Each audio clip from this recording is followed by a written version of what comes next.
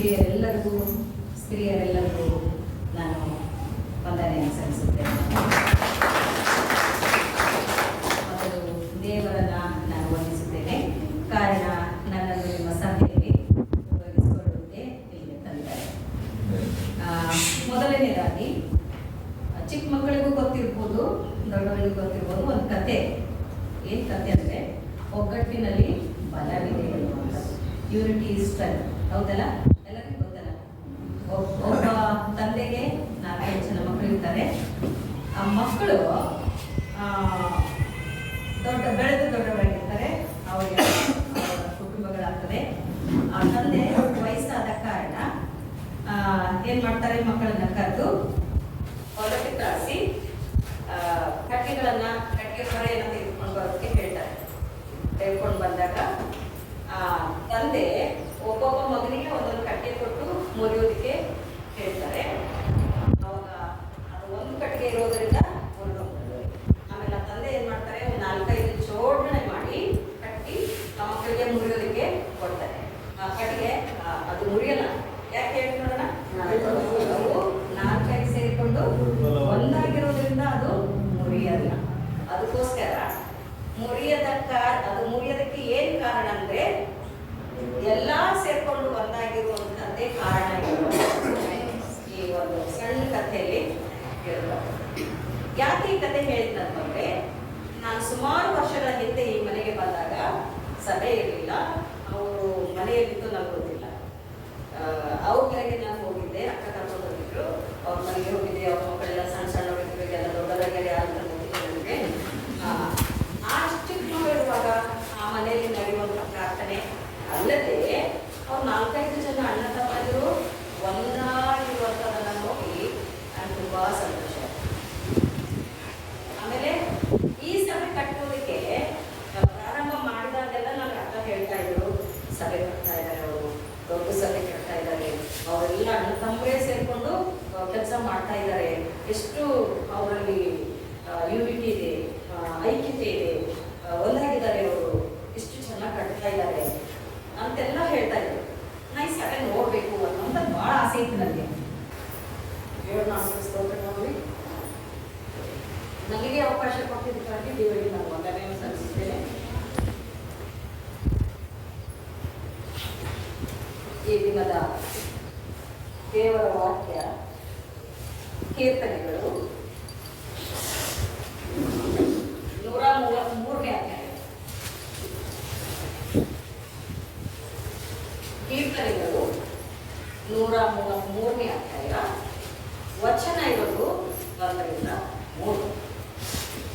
ಮೊದಲು ಅದರ ಹೆಡ್ಲೈನ್ ನೋಡೋದಾದರೆ ಐಕ್ಯಮತ್ಯವು ಶ್ರೇಷ್ಠವಾದದ್ದು ಎನ್ನುವಂಥದ್ದು. ಐಕ್ಯಮತ್ಯವು ಶ್ರೇಷ್ಠವಾದದ್ದು ಅಂದ್ರೆ ಯೂನಿಟಿ ಅನ್ನುವಂಥದ್ದು ಬಹಳ ಮಹತ್ವವುಳ್ಳದ್ದು, ಗ್ರೇಟ್ ಅಂತ ಅರ್ಥ. ಇದರಲ್ಲಿ ಏನು ಹೇಳ್ತಾ ಇದೆ, ನಾನೇ ಓದ್ತೀನಿ. ಸಹೋದರರು ಒಂದಾಗಿರುವುದು ಎಷ್ಟೋ ಒಳ್ಳೆಯದು, ಎಷ್ಟೋ ರಮ್ಯವಾದದ್ದು.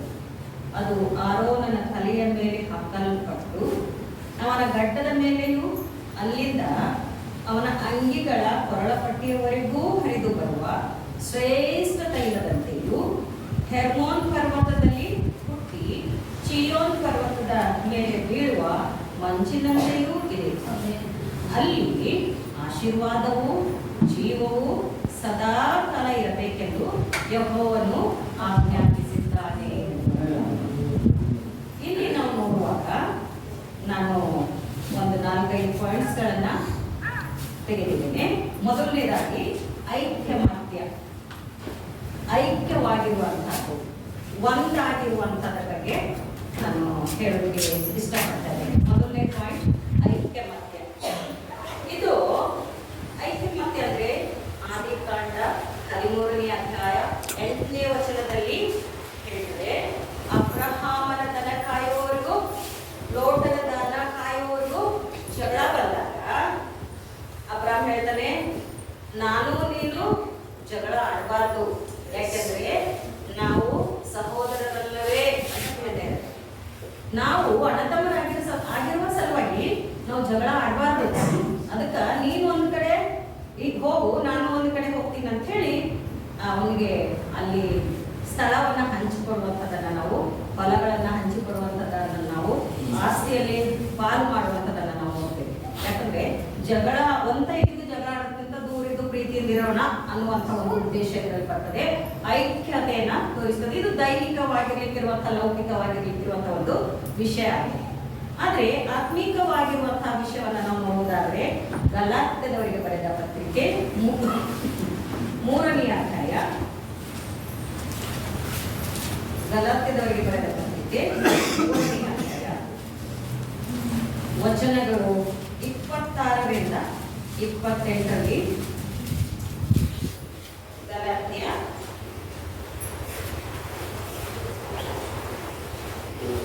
3ನೇ ಅಧ್ಯಾಯ ವಚನ 26ರಿಂದ 28ರವರೆಗೆ ಈ ರೀತಿಯಾಗಿ ಹೇಳ್ತದೆ: ನೀವೆಲ್ಲರೂ ಕ್ರಿಸ್ತ ಯೇಸುವಿನಲ್ಲಿರುವ ನಂಬಿಕೆಯ ಮೂಲಕ ದೇವರ ಪುತ್ರರಾಗಿದ್ದೀರಿ.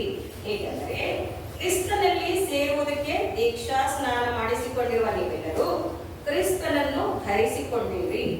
ನೀವೆಲ್ಲರೂ ಕ್ರಿಸ್ತ ಯೇಸುವಿನಲ್ಲಿ ಒಂದೇ ಆಗಿದ್ದೀರಿ. ಕ್ರಿಸ್ತ ಯೇಸುವಿನಲ್ಲಿ ಒಂದೇ ಆಗಿದ್ದೀರಿ. ಅಬ್ರಹಾಮ ಲೋಟ ಈ ಲೋಕದ ರೀತಿಯಿಂದ ಒಂದೇ ಆಗಿದ್ದುಕೊಂಡಾಗ ಅದು ದೇವರ ಆಯ್ತು, ಅವರು ಸೆಪರೇಟ್ ಹೋಗ್ಬೇಕಾಗಿ ಬಂತು. ಯಾಕಂದ್ರೆ ಜಗಳ ಆಡಬಾರ್ದು ಎನ್ನುವಂತಹ ಒಂದು ಉದ್ದೇಶಕ್ಕಾಗಿ. ಇಲ್ಲಿ ಏನ್ ಹೇಳ್ತಾ ಇದೆ, ನಾವೆಲ್ಲರೂ ಕ್ರಿಸ್ತ ಯೇಸುವಿನಲ್ಲಿ ಒಂದೇ ಆಗಿದ್ದೀವಿ. ಯಾಕೆಂದ್ರೆ ಒಂದೇ ಆತ್ಮನಿಂದ ಹುಟ್ಟಲ್ಪಟ್ಟವರು, ಒಂದೇ ನೀರಿನಲ್ಲಿ ದೀಕ್ಷಾ ಸ್ನಾನ ಹೊಂದಿದವರು, ಒಂದೇ ನಾಮದಲ್ಲಿ ನಾವು ಆರಾಧನೆ ಮಾಡುವಂತವರು, ನಾವು ಒಂದೇ ಆಗಿರುವುದರಿಂದ ನಾವು ಯಾವಾಗಲೂ ಐಕ್ಯಮತ್ಯವುಳ್ಳವರಾಗಿದ್ದುಕೊಂಡು ಗಂಡ ಹೆಂಡತಿಯ ಮಧ್ಯೆ ಆಗಿರಬಹುದು, ಕುಟುಂಬದಲ್ಲಿ ಆಗಿರಬಹುದು, ಸಭೆಯಲ್ಲಿ ಆಗಿರಬಹುದು, ಸಮಾಜದಲ್ಲಿ ಆಗಿರಬಹುದು, ನಾವು ಒಂದಾಗಿರುವಾಗ ನಮ್ಮ ಯಾವುದೇ ಕೆಲಸ ಕಾರ್ಯಗಳು ಸಫಲತೆ ಕೊಡ್ತವೆ. ನಮಗೆ ಯಾವುದರಲ್ಲಿಯೂ ಸೋಲು ಉಂಟಾಗುವುದಿಲ್ಲ, ಎಲ್ಲಿಯೂ ನಮಗೆ ಸೋಲಿರಲ್ಲ. ಯಾಕೆಂದ್ರೆ ಎಲ್ಲರ ಮನಸ್ಸು ಒಂದೇ ಆಗಿರ್ತದೆ. ಒಂದು ಕಾರ್ಯಕ್ಕಾಗಿ ಕೈ ಹಾಕುವಂಥದ್ದಾಗಿರ್ತದೆ, ಒಂದು ಕಾರ್ಯಕ್ಕಾಗಿ ಪ್ರಾರ್ಥಿಸುವಂಥದ್ದಾಗಿರ್ತದೆ. ಅದಕ್ಕೋಸ್ಕರ ನಾವು ಕ್ರಿಸ್ತನಲ್ಲಿ ಇರುವಾಗ, ನಾವು ಒಂದೇ ಆಗಿರುವಾಗ ದೇವರು ನಮಗೆ ಎಲ್ಲದರಲ್ಲಿಯೂ ಸಹಾಯ ಮಾಡುವಾತನಾಗಿದ್ದಾನೆ ಎನ್ನುವಂಥದ್ದು. ಯೋಹಾನ 17:11 ಏನ್ ಹೇಳ್ತಾ ಇದೆ ಅಂದ್ರೆ, ನಾನು ತಂದೆಯು ಒಂದಾಗಿದ್ದೇವೆ ಎಂದು. ನಾನು ತಂದೆಯು ಒಂದಾಗಿದ್ದೇವೆ ಅಂತ ಯೇಸು ಸ್ವಾಮಿ ಹೇಳ್ತಾ ಇದ್ದಾರೆ. ಯೇಸು ಕ್ರಿಸ್ತ ನಾನು ನೀನು ಒಂದಾಗಿರುವ ಹಾಗೆ ಇವರೆಲ್ಲರೂ ಒಂದಾಗಿರ್ಬೇಕು ಅಂತ ಹೇಳಿ ಅಲ್ಲಿ ಇನ್ನೊಂದು ವಾಕ್ಯದಲ್ಲಿ ನಾವು ನೋಡ್ತೇವೆ. ನಾನು ನನ್ನ ತಂದೆಯು ಒಂದೇ, ಒಬ್ಬರಲ್ಲಿ ಒಬ್ಬರು ನೆಲೆಗೊಂಡಿದ್ದೇವೆ. ನನ್ನವರು ಕೂಡ ಒಂದಾಗಿರ್ಬೇಕು, ನನ್ನವರು ಕೂಡ ಒಂದಾಗಿರ್ಬೇಕು, ನಮ್ಮಲ್ಲಿ ಒಂದಾಗಿರ್ಬೇಕು ಎನ್ನುವಂತಹ ಉದ್ದೇಶ. ತಂದೆಯಲ್ಲಿಯೂ ಯೇಸು ಕ್ರಿಸ್ತನಲ್ಲಿಯೂ ಸಭೆಯು ಒಂದಾಗಿರಬೇಕು, ಸಭಿಕರು ಒಂದಾಗಿರಬೇಕು, ಆತ್ಮೀಕವಾಗಿರ್ಲಿಕ್ಕಿರುವಂತಹ ಜನರು ಆತನಲ್ಲಿ ಒಂದಾಗಿರಬೇಕು ಎನ್ನುವಂಥದ್ದು ದೇವರ ವಾಕ್ಯದಲ್ಲಿ ತೋರಿಸ್ತಾ ಇದೆ.